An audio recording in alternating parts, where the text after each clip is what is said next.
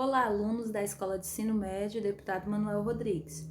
Eu sou a professora Gabriela, sou uma das professoras de Geografia e esta aula vai para as turmas de terceiro ano F, G e H. Bom, pessoal, primeiramente sejam todos bem-vindos a mais um início de semestre, que possamos estar firmes e fortes, né, para adquirir sempre conhecimento, estarmos sempre nos atualizando, nos informando, até porque vocês irão fazer o Enem.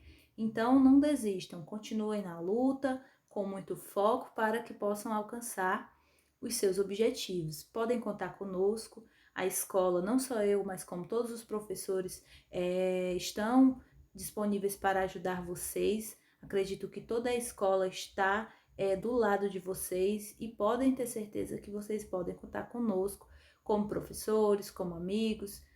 Estamos aqui para ajudar vocês. Bom, pessoal, nossa função é essa, levar o conhecimento, levar o que for de melhor.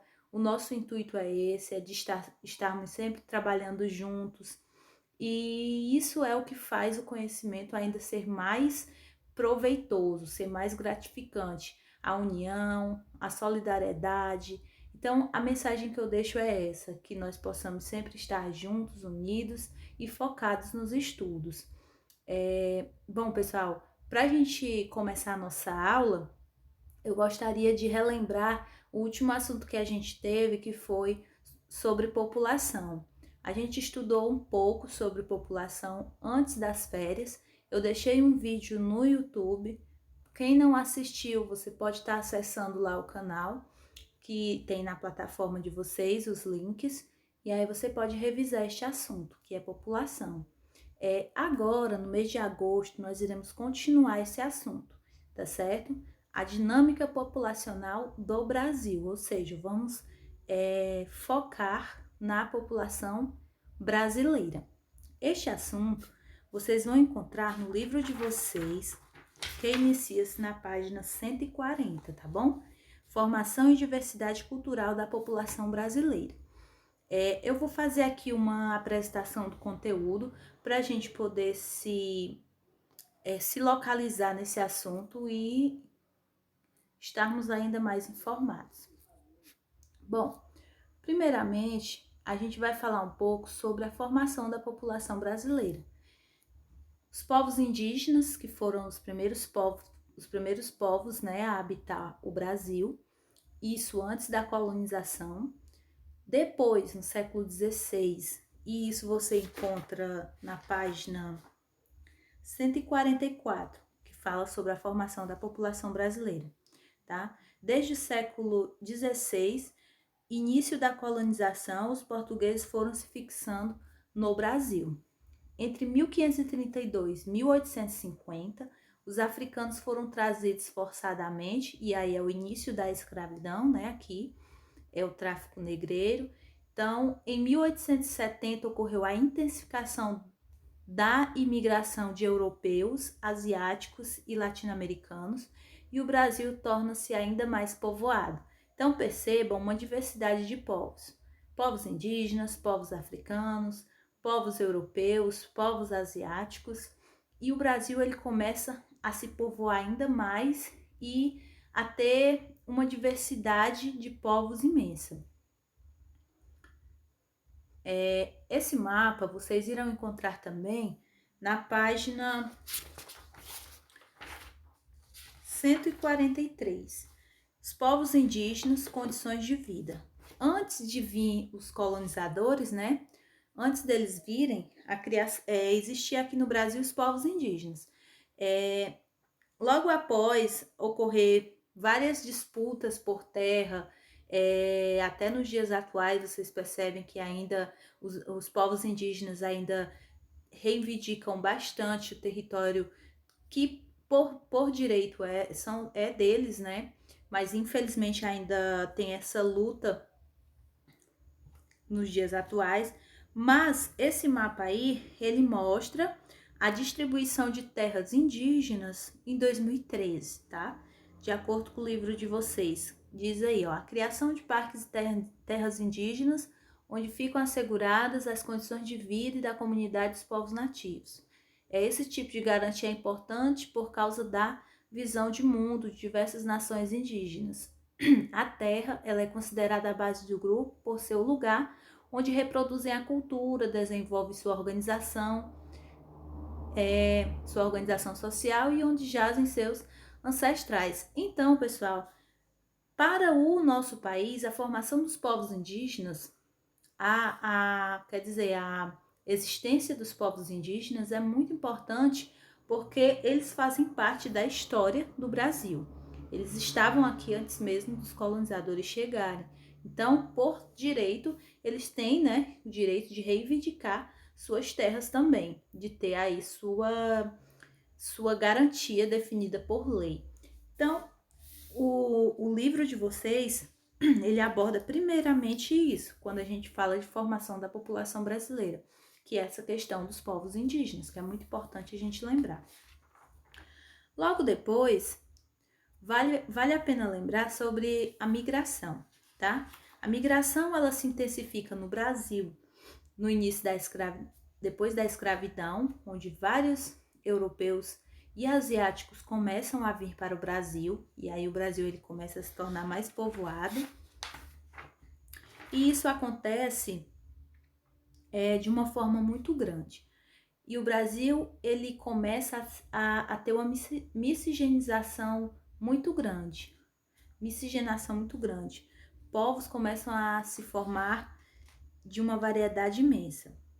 E aí vocês percebam que o livro de vocês, ele fala disso na página 148, que é a questão da migração. Depois, vocês vão ver esse gráfico aqui, ó. Até 1950, quase 4 milhões de novos brasileiros começam a vir para cá, italianos, portugueses, povos diversos, espanhóis, alemães, japoneses e russos. A gente percebe a presença muito forte de europeus na região sul do Brasil, né? Pode ser pelo clima, por parecer, né, com o clima da Europa, mas isso é só um fator. Existem vários outros fatores também que colocam como regiões atrativas para essas pessoas. Não sei se vocês lembram, na nossa última aula a gente falou sobre migração, aí a gente falou sobre fatores atrativos e fatores expulsivos. O que atrai um povo para um país e o que expulsa o povo de um país, de uma determinada região, pode ser uma cidade, um estado, não sei se vocês lembram. Os fatores atrativos seriam a questão de mais empregos, de melhores condições de vida, o que mais? Uma melhor educação, mais segurança, mais saúde em um determinado local. Então, esses são fatores atrativos. E o que são os fatores repulsivos, né? O que expulsa aquela pessoa de lá?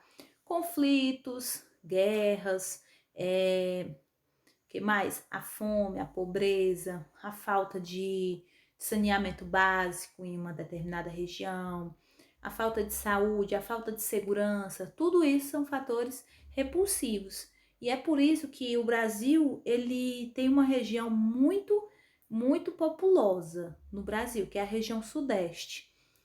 A região sudeste, ela é a região mais industrializada do nosso país, que é São Paulo, Rio de Janeiro, são os polos, as cidades globais, são os polos industriais do nosso país, que consequentemente, quando surgiu o início da industrialização, essas regiões foram as primeiras a se industrializar.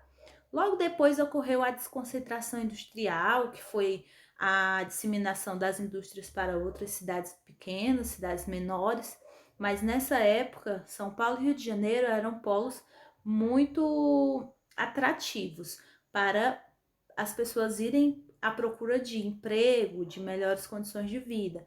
E foi aí que ocorreu, e isso fala na página 153, aqui a gente só vai fazer um resumo, tá, pessoal, do que fala esse capítulo. Foi aí que ocorreu a o chamado êxodo rural. Várias pessoas que moravam em áreas rurais começaram a migrar, né, a emigrar para as zonas urbanas, que eram justamente essas cidades globais, cidades muito grandes que começaram a se tornar ainda maiores e ainda mais populosas. São Paulo hoje é uma cidade imensa de grande, é a maior cidade do Brasil e é ainda um polo bastante atrativo.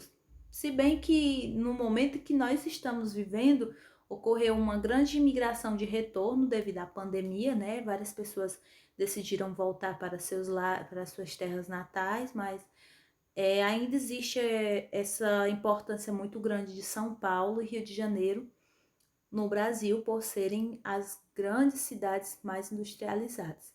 Só que com o passar do tempo ocorreu a desconcentração industrial, as indústrias começaram a ir para outros, começaram a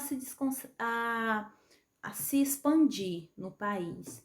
O Nordeste, por exemplo, começou a se industrializar e outros locais, e isso cai em outros assuntos, que é, por exemplo, quando a gente fala de indústria no Brasil, e aí a gente vai falar sobre vários fatores que atraem essas indústrias, né? Mas não saindo do contexto, nós falamos aqui do êxodo rural, que era justamente a saída na época, né, do povo do campo para as cidades à procura de melhores condições de vida. Vocês vão ler essa parte do livro, viu, pessoal? Esse assunto que se encontra que vai desde a página 141 até a página 154. Vocês dão uma lida nessa parte que fala sobre migração e sobre a reivindicação das terras para os povos indígenas. E aí depois vocês vão fazer essas 4 questões que eu vou deixar via formulário, tá bom?